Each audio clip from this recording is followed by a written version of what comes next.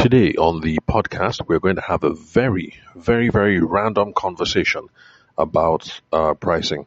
Now, the reason why I say this conversation is going to be random is because it's based on a conversation that I had with a listener of the podcast today, and we talked about pricing and a couple of issues related to pricing, but in no particular order.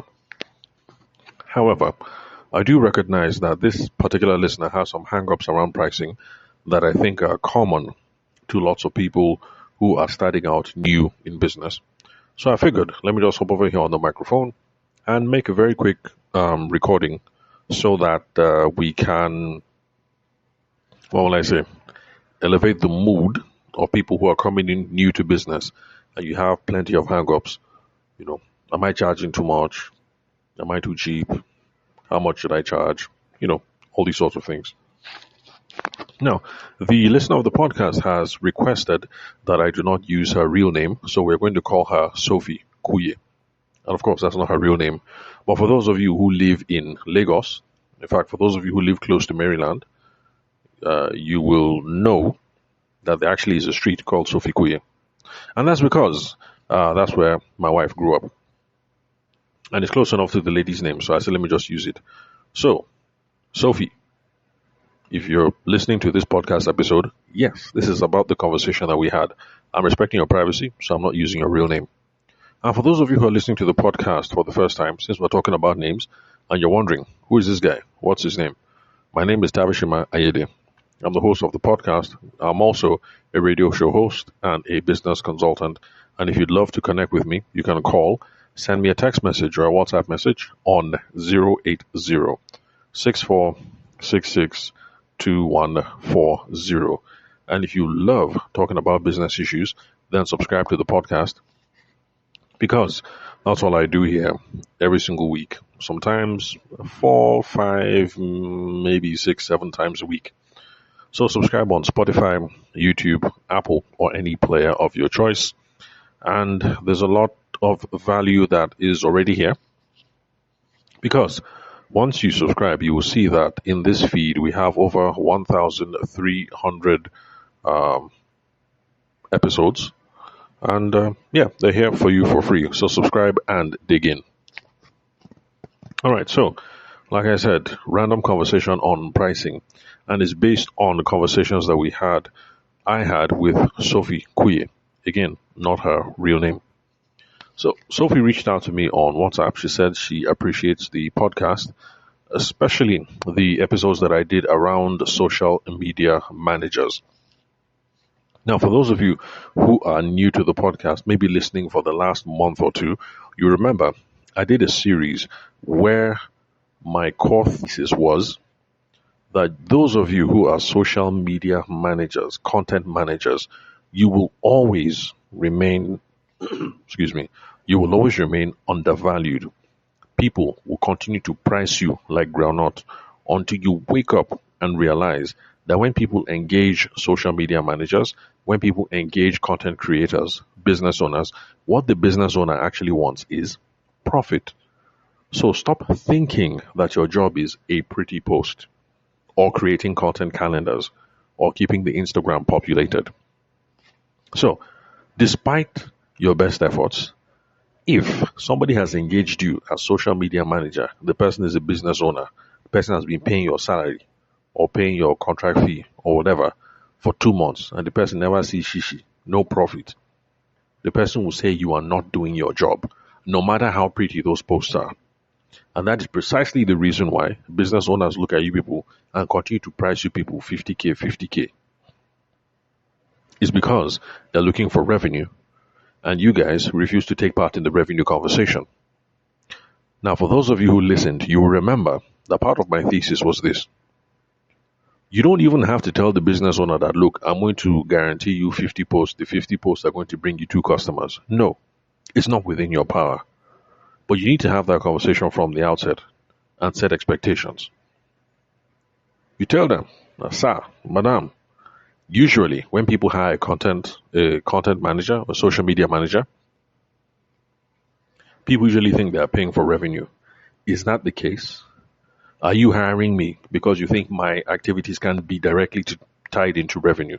Then you keep quiet and hear what Oga or Madam has to say. If they say yes, you can now salvo back and say that, okay, I understand, sir. It's perfectly reasonable. But I cannot justify any financial returns because all I can do is produce content. The content that I produce can lead to an increase of engagement. But however, it is people who have customer facing functions. It is your salespeople or the person who actually mans the Instagram inbox or the WhatsApp inbox, who will be responsible for sales. So you can't tie me directly into that. But however, since I've been doing this job for the last 3-4 years, blah, blah, blah, I'll be able to bring some insights around this kind of behavior and that kind of behavior. Hopefully, that should be able to lead to greater revenue. So, are we in agreement that as you're hiring me, I'm not responsible for revenue outcomes? Have the conversation before you collect money so that there won't be quarrel. Because definitely, I can assure you, anybody who is dropping money for your services, the person is expecting revenue at the end of the day. So social media managers, content creators, stop burying your head in the sand. Have the conversation outright. If you're willing to step to the challenge, no problem, and be responsible for revenue, no problem. If you don't think that's your job, have the conversation first. If the person strongly insists that no, the reason why I'm paying you 400 a month is because I expect to see revenue results, then don't collect that money. Do not. I know it's somehow to hear me say it because times are hard, but what do you prefer? You collect the guy's 400, you collect his 350. Then at the end of the month, you will start quarreling.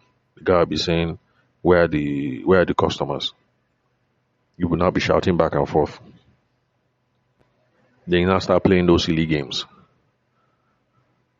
where the guy pay you for 1 month, then you work for 2 weeks, and then you say, "You know what? Let's end this thing." You now start saying, "Where's my money? I've worked 2 weeks," and the guy says, "Which money?" Maybe we'll now start quarreling back and forth. You now be dragging yourself all over social media. Have the conversation up front. Then let's see, what else did I say about social media managers? I can't remember. That was a long time ago. But basically, if you're a social media manager, you're a content creator, you've been having some of these tensions in your business, then just continue to scroll. You won't scroll more than a month or 2 months worth of episodes. Just look for anything that has social media in the title, and you will get caught up to speed. So, Sophie Kuye, she said that she appreciates the podcast. She loves those episodes, and that's why she's reaching out. Because her own problem is, Sophie said that she's scared of naming her price. She's talking to somebody, looks like they're a good deal, like they're a good fit. The person says how much. That's where she will now hook. She could fear small. Like, how can she say her price? Also, there's some issues that happen in sales and business development. We call it scope creep. Scope creep. Scope as in SEOPE. Now, scope creep happens. In fact, those of us who used to be wedding photographers, man, we know this thing. We know it well. Scope creep is when somebody agrees that we'll pay 250 for XYZ. They now transfer the money. You start the work. As you start now, by the time you deliver X and Y, they'll say, you get one thing where blah, blah, blah, blah, blah. And then you say, it's not a big deal now. I beg. They will just add it. Before you know it now, deliverables is now XYZ plus 1. After a while, they'll now say, I beg, oh boy, no vex. This thing, something. Before you know it, they've added another thing. That's XYZ plus 2. And before you know it, they add. That's what we call scope creep. As per the initial scope was like this. Now we don't they creep. We don't they add. Small. That's how some people, they try and be smart to pay you for something. Then they'll now be adding extra on top. That's scope creep. So those of us in the wedding photography space now, we're used to that kind of behavior. You will discuss with the bride. You will discuss. You will agree. Okay. It's just wedding day, Abby. It's just Thursday for trad. Thursday, Saturday. Agreed, Abby. No problem. You guys want one book, Abi? No problem. Two frames, no problem. Only two shooters, Abi? No problem. Okay, from this time to this time, no problem. They will transfer the money. Bam, no problem. And that's how on Thursday now, as the traditional is going on and everything is going on fine. You know, everything finished. You do picture. As you're rounding up, the bride now say, are you going? You say, yes now. Now go where they go. I say, but my husband, he and his boys, they came in from Kaduna, and from here, we want to enter one or two places now. I beg you, suppose, you see that scope creep. You will agreed for wedding day only, Thursday and Friday. As soon as I don't finish Thursday now, they'll say, how far now? As per, we'll hit the town, small after party day. At least just show for the after party. At least just give us like, small shots, like 1 hour. That scope creep. And people be adding and be adding. So this is something to watch out for those of you who are new in business. Some Nigerian customers, they like to be sharp. So these are some of the small games they will try with you. They'll agree on 1, 2, 3. You will agree. Everything is in writing. On the very day now, or as you they fulfill, as you they deliver, they now start to add small, small, small. So for Sophie, this was the scope creep. You agree on social media management. Well, no problem. More they manage. Then you begin. Next thing, they now say, Sophie, I beg, sure you know how to design. So excuse me, sure you know how to design. Yeah, I know how to design. Yeah, I beg. Just just this poster. I beg, just help me design just this poster. Just one. That's how you design one. Then small time again, they'll say, I beg. This thing you're doing is very, very good. And there's engagement and all whatnot. But I beg, Sophie, I'm overwhelmed. Like the WhatsApp community, the Facebook community, but I need help. I beg, please just help me out. I know it's not part of your job. I beg, just help me. At least this Friday, just help me. So from like that now, first people agreed on social media management. That's how they've now added designer to your work. That's how they've now added community manager to your work. And then you will agreed on 200k. Excuse me. But then they don't want to add anything on top of that 200k, even though they are adding to your work. So that is what is called scope creep. So those are the two problems for Sophie. She doesn't know how to call her price because she's not too confident. And then when they agree to work now, the person will begin to do scope creep. So please watch out for scope creep. That's why it's important to set expectations very well from the beginning and to be absolutely clear. So I had a couple of questions for Sophie, and she didn't really answer them to my liking. But these were the questions. The first question was, how much do you charge versus how much does the competition charge? Then I also asked her, how much do you need to survive? Especially when you consider the number of clients that you might get in a month.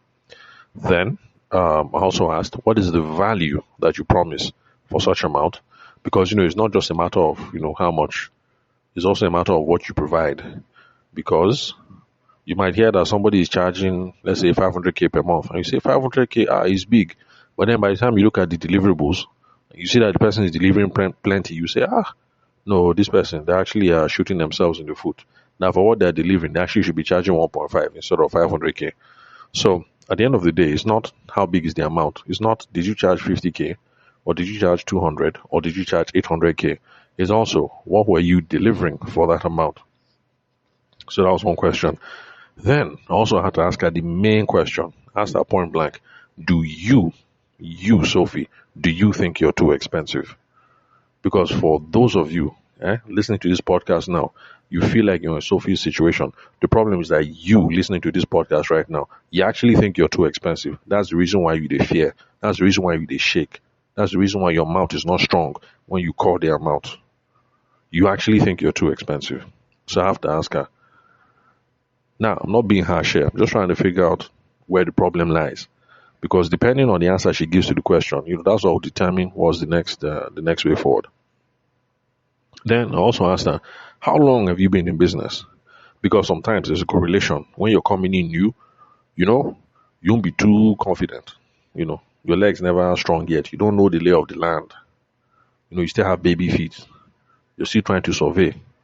So these are some of the things that affect. That's also the reason why my first wedding, I've said it lots of times on the podcast. If this is your first time listening, let me repeat it again. My first wedding, I charged 50K.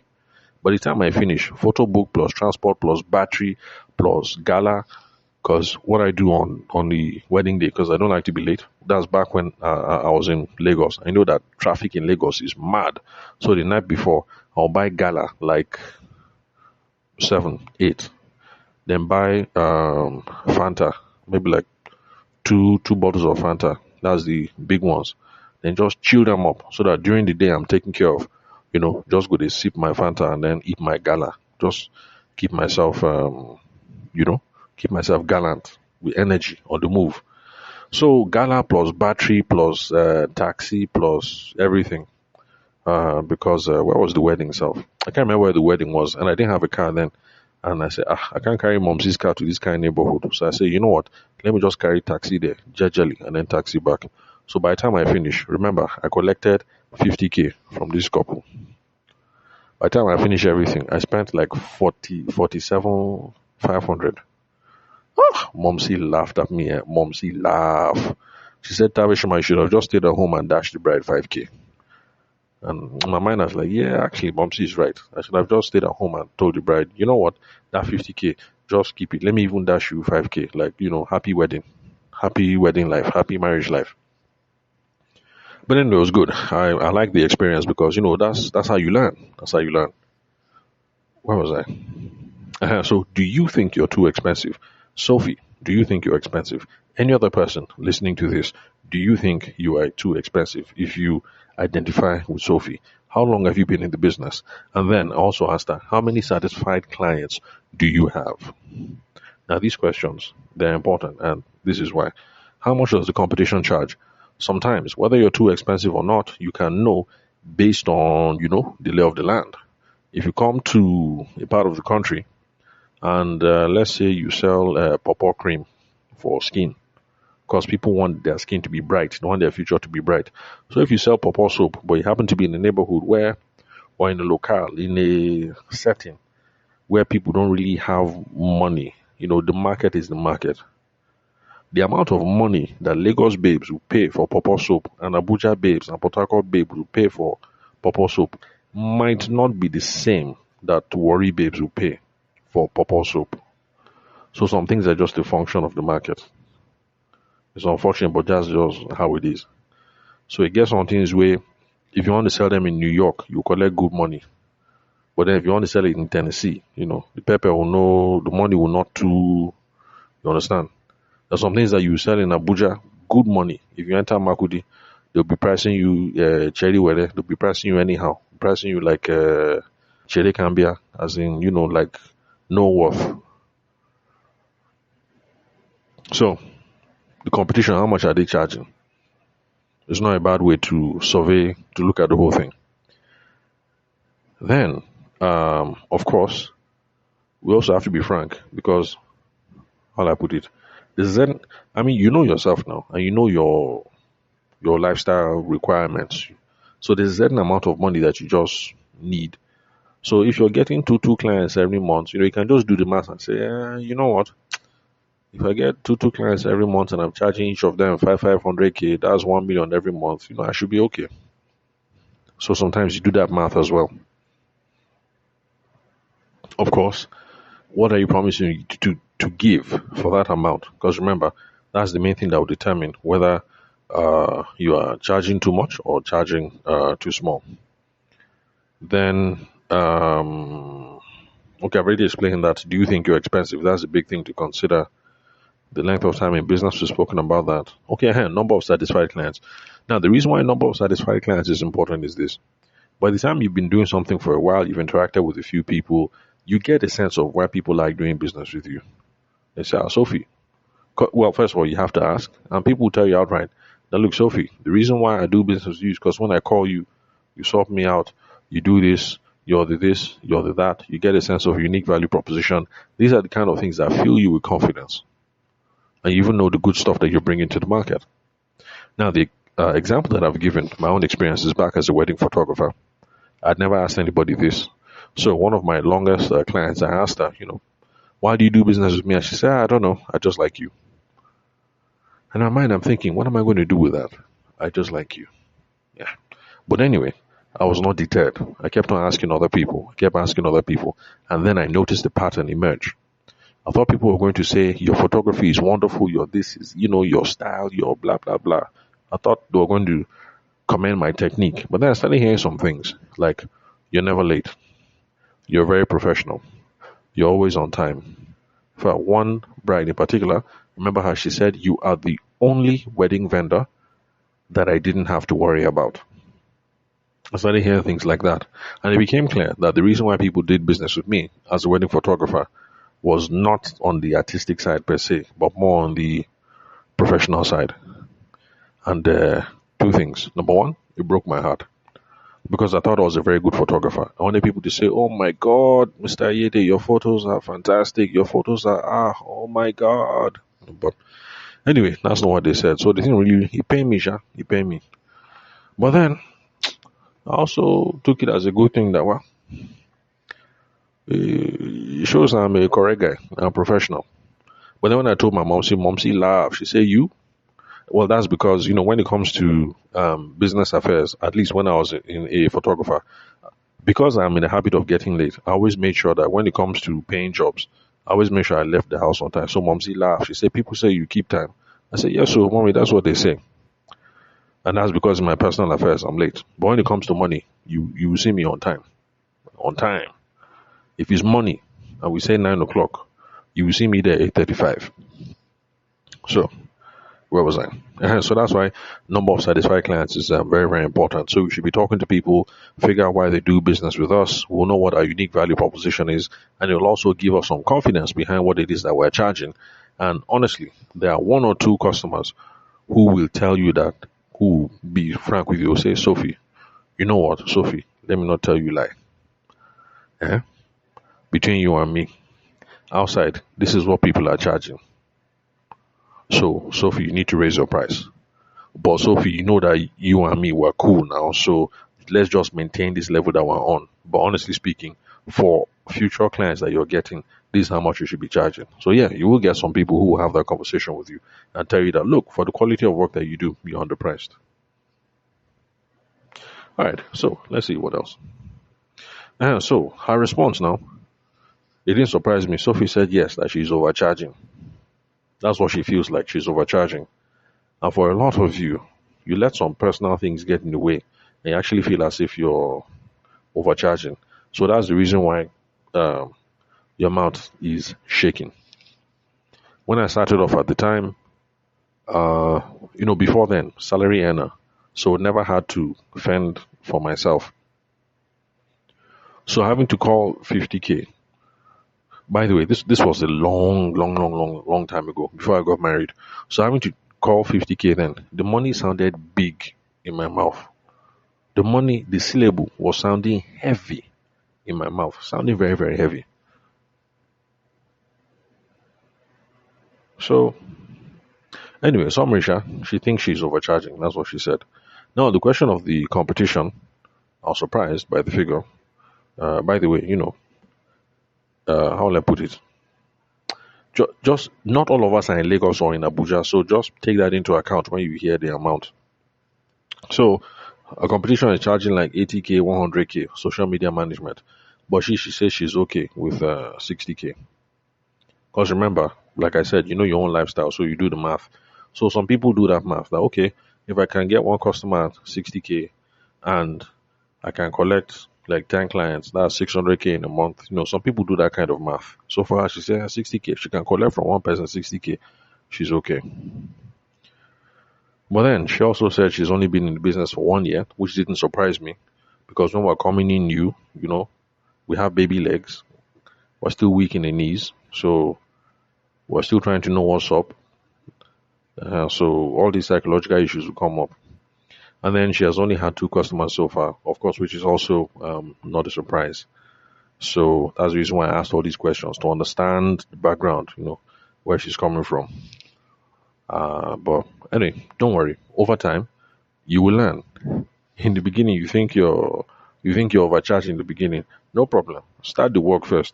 By the time you handle like 9, 10 clients, you will learn that you are underpriced. You will learn. You won't stay there for too long. As for those of you who are in Sophie's situation. But this was the biggest problem basically. She's looking at this social media management thing as a side hustle because she already has a business in the perfume space and that business is bringing in good money. So she just wants to maintain this thing as a side hustle.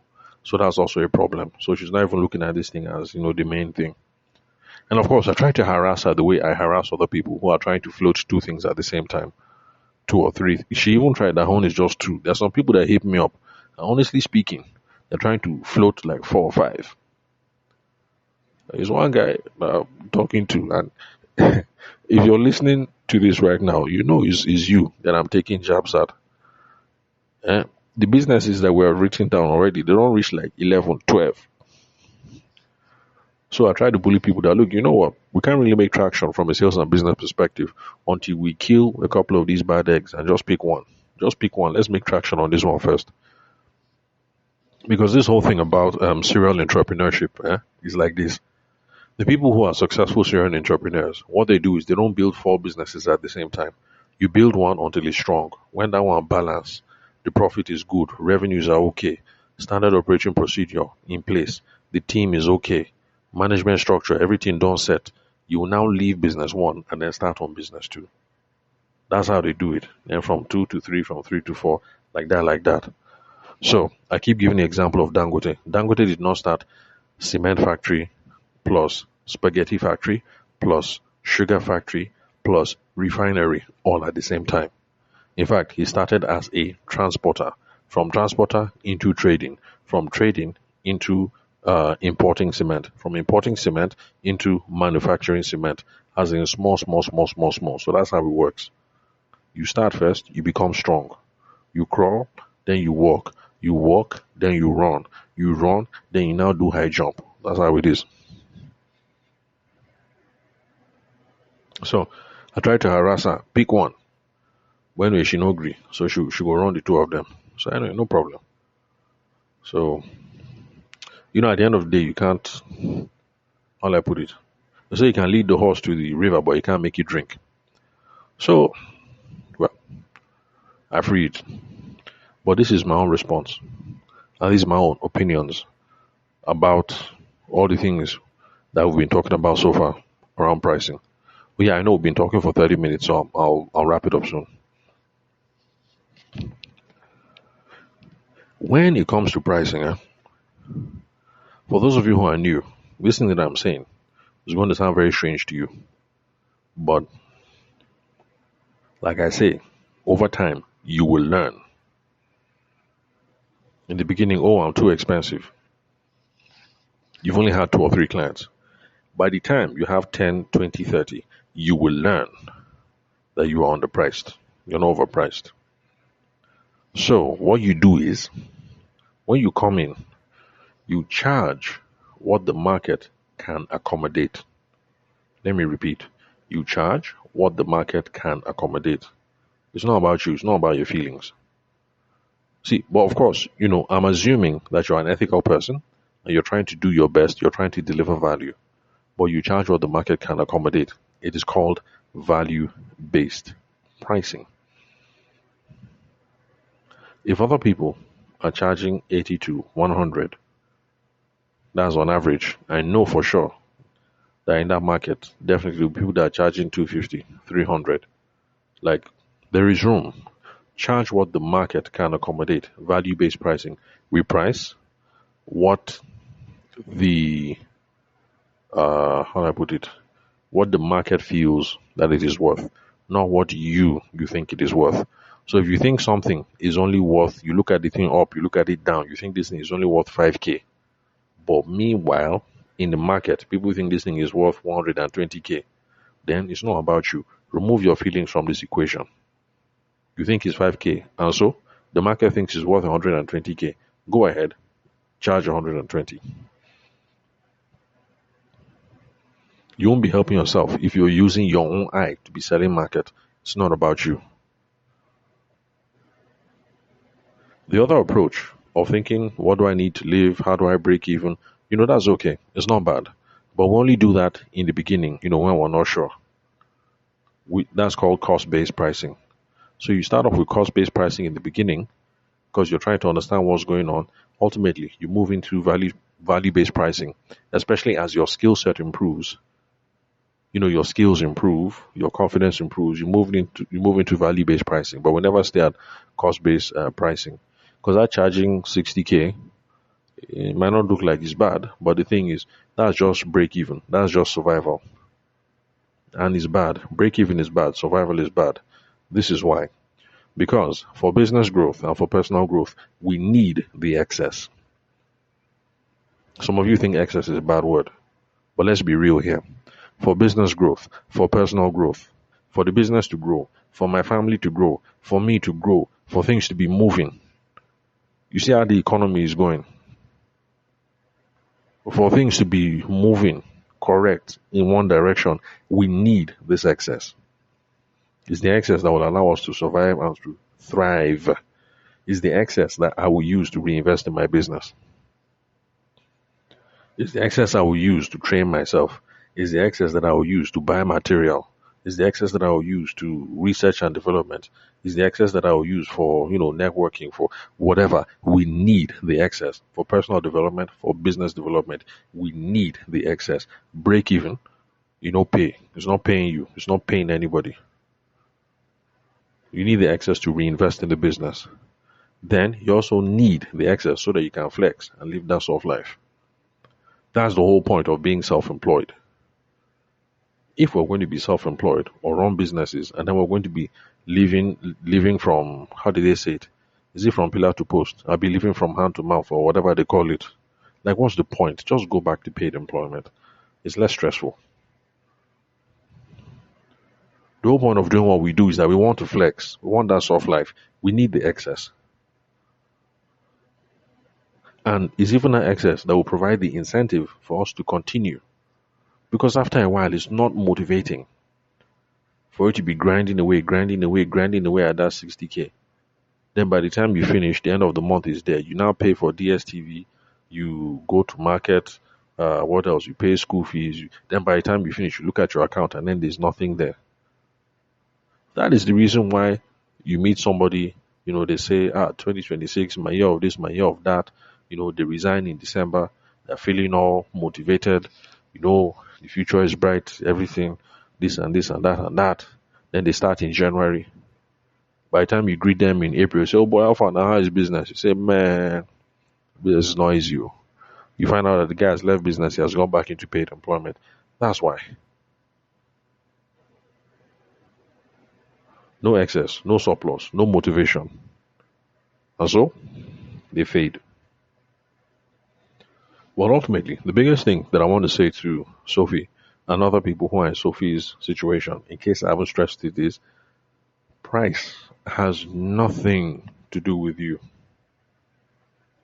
Price has nothing to do with you. If the client thinks it's a reasonable amount, good, let them pay. It's not about you. Take, for instance, me, one of my clients based in Lagos who is in the solar industry. To be sure that the sales team were on point, I called a couple of their customers. There are some of those people that were pricing solar installation 40M, 50M. I personally, Tavishima Ayede, will not carry 40 million to buy a solar system. I won't. If any of you listening to this podcast now, you love me and you want to improve my life, and you say, Tavishima, what's up? Give me your contact details. Let me wire you 40M. Go and buy solar. Let me be frank with you. I will take I'll take that 40M, all right? And then I'll take 5 million out of that 40 and I'll use it to buy a solar system, 1 kVA. Because, it's a small family. It's me, my wife, and, we don't have too many kids running around. And then plus 1.5 kVA, that's enough to give us power, for like, I don't know, maybe 7 or 8 hours or something. But basically, with the 1.5 kVA plus NEPA, we should be sorted. So I'll take that 5M, 6M, buy 1.5 kVA. Now, out of that 40, 36, 9 remain, I'll use that 36M and sort out other things. But I was not looking at me. I was not looking at the fact that me, I will never carry 40M, 50M and buy solar. If they are good with the conversation, if they are good with the system, if they are good with the everything, then I'm perfectly fine carrying on the conversation because it's about them. If they value it, it's about them. So don't be using your own eye to sell market. You don't use yourself to sell market. All the people that sell Bentley. Remember this car that I mentioned that Davido bought? That thing made me mad. That I just left Instagram. I said, what kind of rubbish is this? See this small boy. He's driving car. 1 billion naira. 1 billion. The people that are selling, that work in that shop that sell that car, how many of them do you think can drive that car? None of them. But it doesn't mean it's not about them. I'm sure they think these cars are overpriced. How can somebody be dropping 1 billion naira for one car? They definitely think it's overpriced, but it doesn't matter. Davido, who is walking in there, Davido sees this thing and Davido says, oh, wait, that's a sweet car. And then he drops 1 billion naira. Bam! He says, give me my car. It is not about you, Sophie. And anybody who feels like, Sophie, price has nothing to do with you. It is about our potential customers. It's about what they value. Like take me and my Bluetooth keyboard. I don't like using laptops. I use a Bluetooth keyboard. I hook it up to my phone. Some people see me working. In fact, my sister-in-law, she looks at me and she says, tech daddy, tech daddy. I'll laugh. And people will be, they'll be looking at me one kind like, see this one, see this one, see this one, in the form. So you will never spend money to buy a Bluetooth keyboard. That's for you. For me, I value this kind of thing. So I buy the Bluetooth keyboard. I have the gaming headset. And I buy all those other small things that I need. Because me, I value it. So you, the seller, it's not about you. It's not. So Sophie, any other person listening to this thing, you have this kind of hang up, remove yourself from the equation. So long as the client thinks that is a reasonable amount, if they have the money, if these are the kind of monies that they play around with, then please remove yourself from the equation. Now, these are some other ideas around pricing for those of you who are new. We've looked at, what have we looked at? Sorry, forgive me, I've lost my train of thought. Where did we start now? Cost-based pricing. How much does it cost for me to stay in business? Okay, it costs me 240K. If I'm able to get 4 customers in a month and I charge each of them 60K, that means I should be able to stay in business. Okay, let me be charging 60K. That is cost-based pricing. But then we move value-based pricing. It's not a matter of how much do I need to stay in business. It's not a matter of how much is the market willing to accommodate. Those of you who sell gold, you know what it is that I'm talking about. If the market is willing to accommodate this amount, this is what the market is willing to accommodate. And that's the reason why some of you who like gold, that's the reason why it's possible for some of you to buy gold now, and then, in 5 years, 10 years, you sell it more than 2-3 times the amount of what you bought it for, because the market can accommodate it. So eventually, you move to value-based pricing. Then there's also tiered pricing. For those of us who offer services, or who are even doing software as a service, these kinds of pricing models apply. Now, okay, for XYZ kind of service, at this kind of deliverable, you will pay this amount. If you move to this amount of deliverable and whatever, will now increase to this amount. So it's tiered, it is structured. At this level, this amount. We move up to this level, this amount. We move up to this level, this amount. So for those of you who do software as a service, this is something that applies to you people. Okay, you people can use my app, you can use my website, you can use my application for your business. How many employees do you have? You have 10. Okay, because of that, we're charging you XYZ per head. The moment you guys want to now log in another extra 5 people to the system, so when we negotiated first, it was 10. If you want to add extra 5, this is how much you pay extra. That is tiered pricing or usage-based. Then there are some people who come in with a market penetration strategy. Market penetration basically just means you're coming in at a low price. because you want to grab all the customers in the market. You want to frustrate everybody with your low prices. So they say, you know what, I can't compete, and then they will leave. Then when you leave, you now see if you can jack up the price. Now, this is not something that people in the SME space can do because it requires scale. So the big boys, they can be playing all these games. All right. So like in consumer goods and stuff like that, somebody can come and say, you know what? Okay, like these people, what's their name? I can't remember again. Sure, I think it's Sure.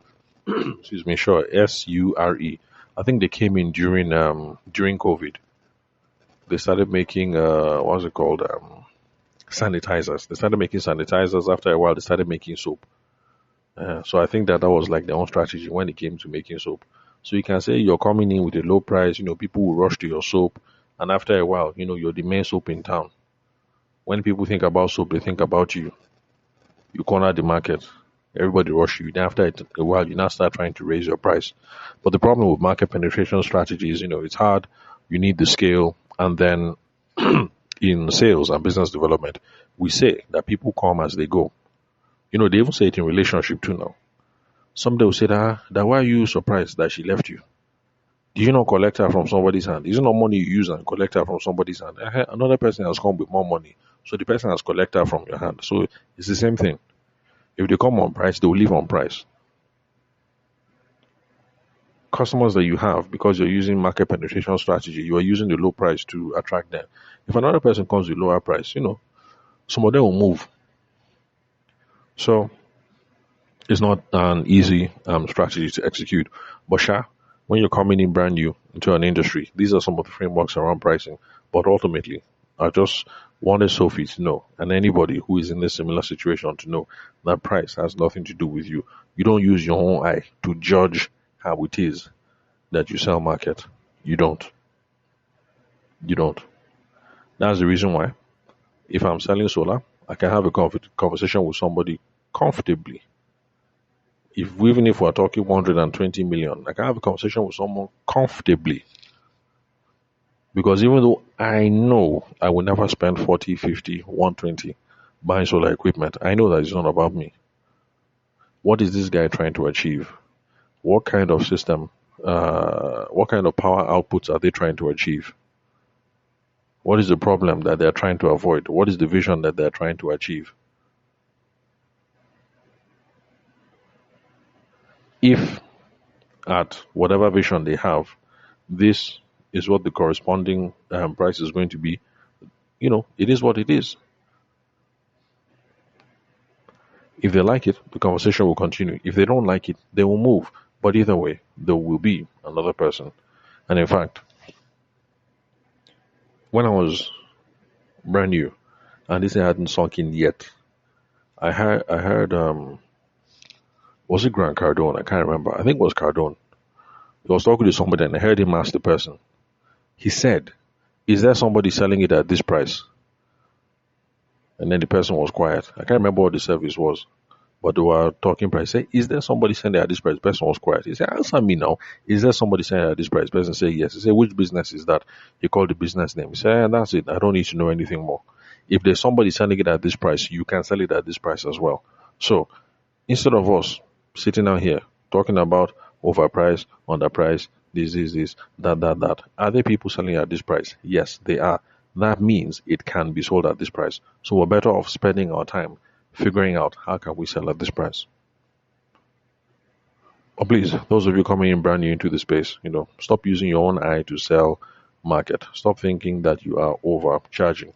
Even if you honestly do, by the time you have done Jackie work, you have done slave work for 20, 30 customers, you yourself, you will know that you have to raise your price, or you resign, or you will stop this business and go back into paid employment.